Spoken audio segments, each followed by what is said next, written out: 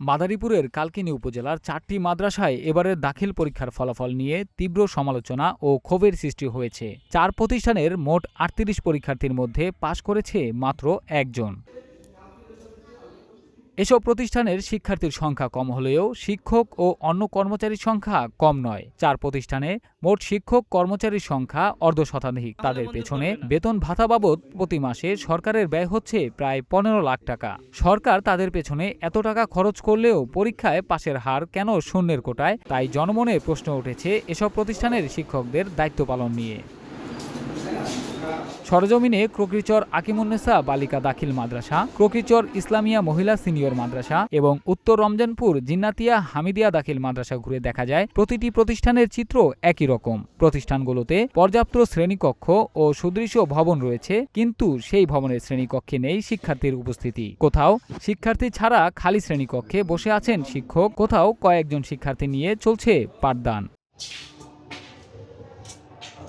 স্থানীয়দের অভিযোগ, মাদ্রাসাগুলোতে নিয়মিত ক্লাস হয় না, ফলে শিক্ষার্থীরা প্রতিষ্ঠান বিমুখ হয়ে পড়েছে এবং ধীরে ধীরে কমেছে শিক্ষার্থীর সংখ্যা। আবার শিক্ষার্থীরা মাদ্রাসায় না এলেও নেই কোনো মনিটরিংয়ের ব্যবস্থা। অভিযোগ এখানেই শেষ নয়। ক্রোকরিচর ইসলামিয়া মহিলা সিনিয়র মাদ্রাসার একটি কক্ষ ভাড়া দেওয়া হয়েছে ডেকোরেটরের মালামাল রাখার জন্য। এই মাদ্রাসায় লেখাপড়া করে ভালো রেজাল্ট করবে এমন আশায় মেয়েকে এখানে ভর্তি করেছিলেন এক বাবা, কিন্তু রেজাল্ট দেওয়ার পরে করল ফেল।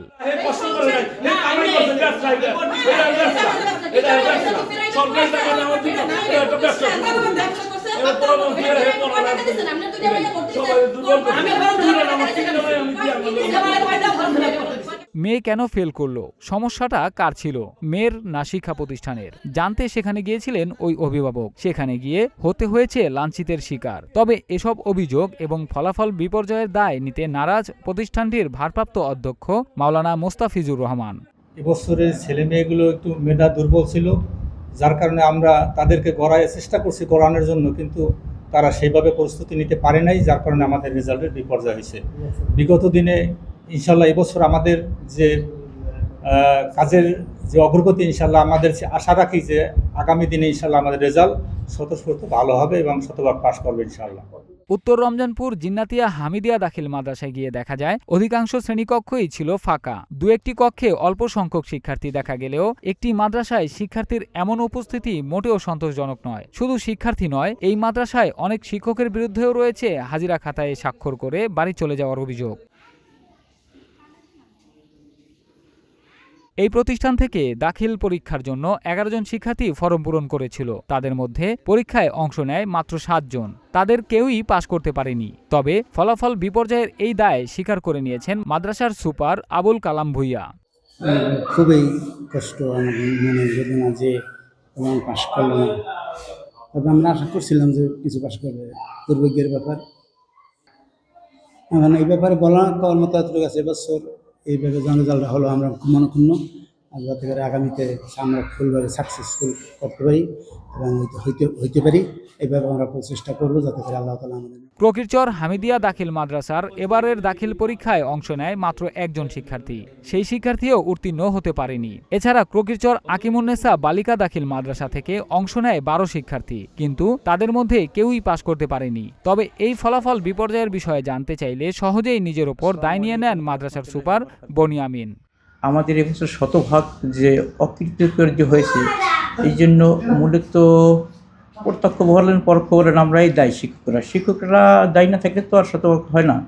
এই শিক্ষকরা দায়ী বলতে এইভাবে আমরা শতভাগ দায়ী আমরা এরকম না। আমাদের ছাত্রছাত্রী এবছর অনিয়মিত ছিল এবং ওরা ছিল একটু শিক্ষায় দুর্বলতা, নিয়মিত ক্লাস। স্থানীয় সচেতন মহলের প্রশ্ন, শিক্ষক কর্মচারীদের নিয়মিত বেতন ভাতা নিশ্চিত হলেও শিক্ষার্থীদের কাঙ্ক্ষিত শিক্ষা নিশ্চিত হচ্ছে না কেন?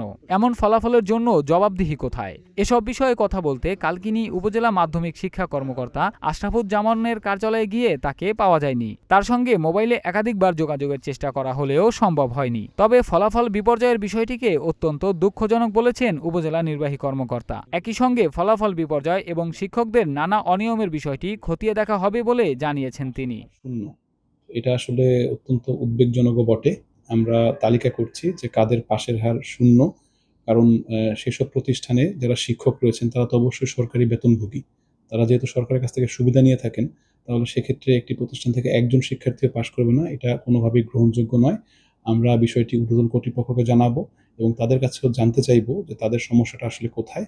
সর্বোপরি সরকার থেকে যদি কোনো নির্দেশনা আসে সেসব শিক্ষকের বিরুদ্ধে ব্যবস্থা নেওয়ার জন্য আমরা এক উপজেলার 4টি শিক্ষা প্রতিষ্ঠানের এমন চিত্র প্রশ্নের মুখোমুখি দাঁড় করিয়েছে শিক্ষা ব্যবস্থাকে। কোটি কোটি টাকা ব্যয়ে অবকাঠামো তৈরি হয়েছে, রয়েছে পর্যাপ্ত শিক্ষক কর্মচারীও, শুধু নেই শ্রেণীকক্ষে শিক্ষার্থীর উপস্থিতি, নেই পরীক্ষায় তেমন সাফল্য। এখন অভিভাবকদের প্রশ্ন, তবে কি শিক্ষকরা মাদ্রাসায় শুধু সময় কাটাতেই আসেন? রাসেল হোসাইন, নাগরিক প্রতিদিন।